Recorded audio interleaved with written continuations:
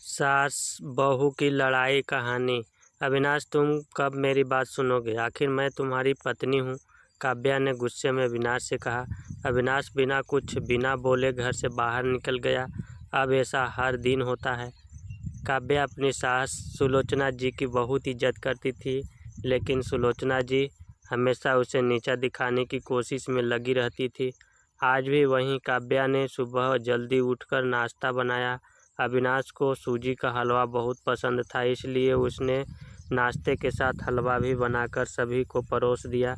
उसके ससुर रमेश जी ने सुलोचना जी को टोकते हुए कहा, ये क्या बेफिजूल सुबह सुबह देसी घी का हलवा?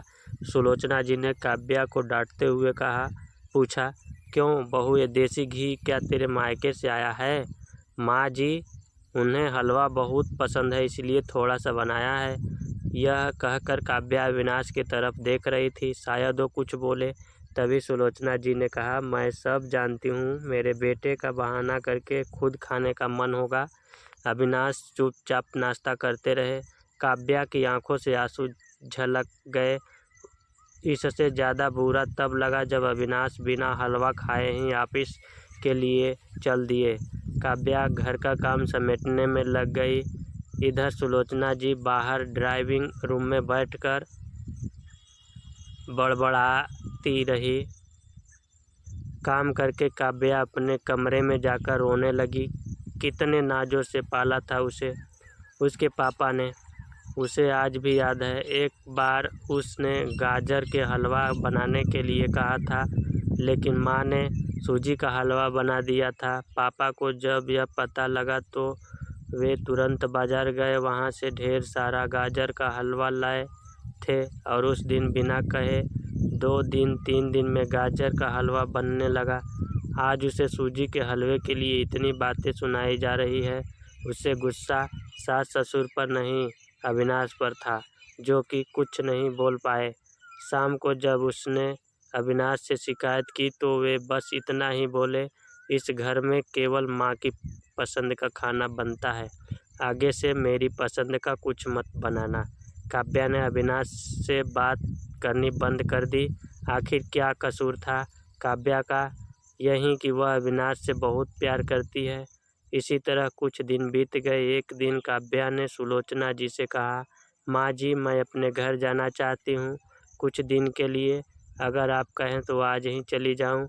कई दिन पहले माँ का फ़ोन आया था, कह रही थी पापा की तबीयत ठीक नहीं है। सुलोचना जी वहाँ जब भी जाती हैं 1 सप्ताह से वापस नहीं आती। घर का काम कौन करेगा? तेरे ससुर और मेरा बेटा शाम को थक हार कर घर आएंगे। यहाँ उन्हें खाना भी नसीब नहीं होगा। मुझे तो चक्कर आ रहे हैं, मैं खाना नहीं बना सकती। जाना है तो 1 दिन के लिए चली जा। काव्या मन मारकर 1 दिन के लिए पीहर पहुँच जाती है।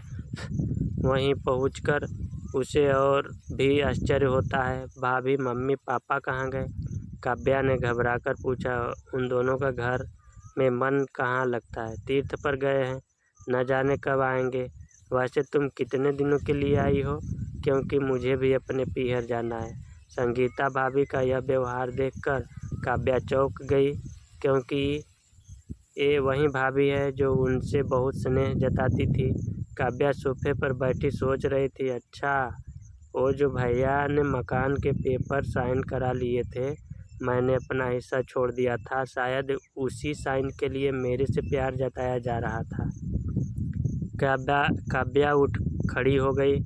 भाभी, मुझे कुछ काम याद आ गया, मैं फिर आऊँगी कहकर वह तेजी से घर से बाहर निकल गई। पीछे से गेट बंद होने की आवाज़ से वह समझ गई कि उसके जाने से भाभी को कोई खास फर्क नहीं पड़ा। भारी कदमों से चलते हुए वह मंदिर पहुंच गई, क्योंकि शाम से पहले यदि ससुराल जाती तो सुलोचना जी उससे कई सवाल करती। मंदिर में जाकर उसने भगवान के दर्शन किए। बस न कुछ मांगा न कुछ बोला, भगवान के चरणों में शीश नवाकर वह बाहर आकर बैठ गई। तभी सामने के पेड़ के नीचे उसे अपने माता पिता बैठे दिखाई दिए। काव्या भागकर उनके पास पहुंची। काव्या को देखकर उसकी माँ रोने लगी। बेटी, तू यहाँ कैसे? पापा ने पूछा, ओ छोड़िए, बताइए आप यहाँ कैसे? आप तो तीर्थ यात्रा पर गए थे। काव्या के सब्र का बांध टूट गया, उसकी आंखों से आंसू बह रहे थे। बेटी, तेरी भाभी ने तुझसे झूठ बोला है। बिजनेस में पैसा लगाने के लिए तेरे भैया ने मकान अपने नाम करा लिया, मकान के कागज गिरवी रखकर साहूकार से कर्ज ले लिया। उसके बाद हम बोझ बन गए, हमें घर से निकाल दिया। पापा, अब क्या होगा? काव्या ने रोते हुए पूछा। बेटी, तू चिंता मत कर, हम कहीं वृद्धाश्रम में चले जाएंगे। तू अपनी ससुराल जा, वहाँ किसी को यह बात मत बताना। अपने माँ बाप को इस हाल में देखकर वह उन्हें अपने साथ ले जाना चाहती थी, लेकिन जहाँ उसकी कद्र नहीं है, वहाँ माँ बाप की क्या इज्जत होती। भारी मन से काव्या ससुराल की ओर चल दी। आज उसे अपने लड़की होने पर अफसोस हो रहा है। काश वो अपने माता पिता के लिए कुछ कर पाती। घर आकर उसने बहुत मुश्किल से घर का काम निपटाया। उसके बाद अपने कमरे में जाकर गुमसुम बैठ गई। उसकी आंखों से आंसू बह रहे थे।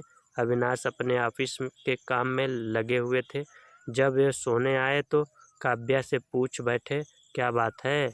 आज फिर माँ की कोई बात बुरी लग गई जो आंसू बह रही है?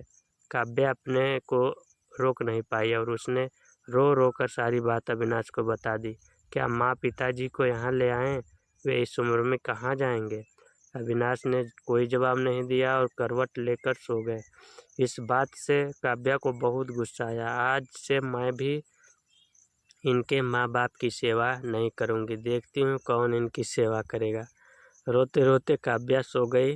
2-3 दिन बीत जाने पर उसकी चिंता बढ़ती जा रही थी। एक दिन वह सब्जी लेने के बहाने मंदिर में पहुंची, लेकिन उसके माता पिता वहां नहीं थे। पंडित जी, यहाँ मेरे माता पिता उस पेड़ के नीचे बैठे थे, कई दिन से उनका कुछ पता है? तुम्हारा नाम काव्या है क्या? पंडित जी के मुंह से अपना नाम सुनकर काव्या ने पूछा। जी हाँ, लेकिन आपको कैसे पता? तुम्हारे माता पिता ने यह पता दिया था और कहा था वे अब यहाँ रहते हैं। काव्या ने पता देखकर यहाँ से कुछ दूर का था। काव्या ने मंदिर के बाहर निकलकर ऑटो रिक्शा किया और उस पते पर पहुँच गई। दरवाज़ा खटखटाया तो एक लड़की निकल कर आई। यहाँ का पता मुझे पंडित जी ने दिया है। काव्या बोली, आप काव्या दीदी हो? अंदर आ जाओ। काव्या को कुछ समझ नहीं आया। वह अंदर गई तो देखा उसके माता पिता सोफे पर बैठे थे। काव्या उन्हें देखकर रोने लगी। बेटी, अब क्यों रो रही है? तेरे कारण हमें यह मकान मिल गया। काव्या आश्चर्य से उनकी चेहरा देखने लगी। लेकिन माँ, आप यहाँ कैसे और ये लड़की कौन है? तब उसकी माँ ने कहा, बेटी तुझे याद है, तेरी शादी के बाद तेरी सास ने 40 लाख की डिमांड की थी। दामाद जी को बिजनेस खोलना था, इसलिए तेरे पिता ने उनकी डिमांड पूरी कर दी थी, जिससे कि तू सुखी से रहे। जब तू हमसे मिलकर गई उसके अगले दिन दामाद जी आए। उन्होंने तेरे पापा के पैसे लौटा दिए, क्योंकि उन्होंने कोई बिजनेस शुरू नहीं किया था। तेरे पापा ने मना भी किया, लेकिन वे नहीं माने। उसके बाद उन्होंने प्रॉपर्टी डीलर से मिलकर 2 दिन में यह मकान खरीद दिया। साथ ही 5 लाख रुपए बच गए। इससे उन्होंने ये लड़की नौकरी पर रखवा दी, जो हमारी केयर करेगी। लेकिन माँ, उन्होंने मुझे तो कुछ नहीं बताया। काव्या की आंखों से आंसू बह रहे थे। वह रोते हुए वहाँ से अपने घर गई। घर आकर वह सोच रही थी, अविनाश ने कभी उसके लिए आवाज़ नहीं उठाई, लेकिन मेरे माता पिता के लिए इतना कर दिया जो कि कोई सगा बेटा भी नहीं कर सकता। रात को उसने अविनाश से पूछा, आपने ऐसा क्यों किया? अगर माँ जी को पता लग गया तो क्या होगा? अविनाश का जवाब सुनकर काव्या रोने लगी। अविनाश ने कहा, जैसे तुम्हारे लिए माता पिता हैं, वैसे ही मेरे लिए भी तो माता पिता हैं। मैंने पैसे लेते समय ही सोच लिया था कि एक दिन ब्याज के साथ सारे पैसे लौटा दूंगा, लेकिन जब बिजनेस शुरू नहीं हो पाया तो मैं इन पैसों को अपने पास रखकर सही समय आने का इंतज़ार कर रहा था। अगर मैं तुम्हारे माता पिता को अपने घर ले आता तो उनका आत्मसम्मान हर दिन उन्हें धिक्कारता। बेटी के घर वे रहना पसंद नहीं करते, वे अपमानित न हो, इसलिए मैंने यह सब किया। अविनाश, मुझे माफ़ कर दो। आज तक मैं तुम्हें गलत समझती रही। तभी पीछे खड़ी सुलोचना जी बोली, बेटी यह पैसा हमने उधार लिया था, वह तुम्हारे पिता की अमानत थी। मैंने और अविनाश ने पहले ही फैसला किया था कि ब्याज के साथ तुम्हारे पैसे लौटा देंगे।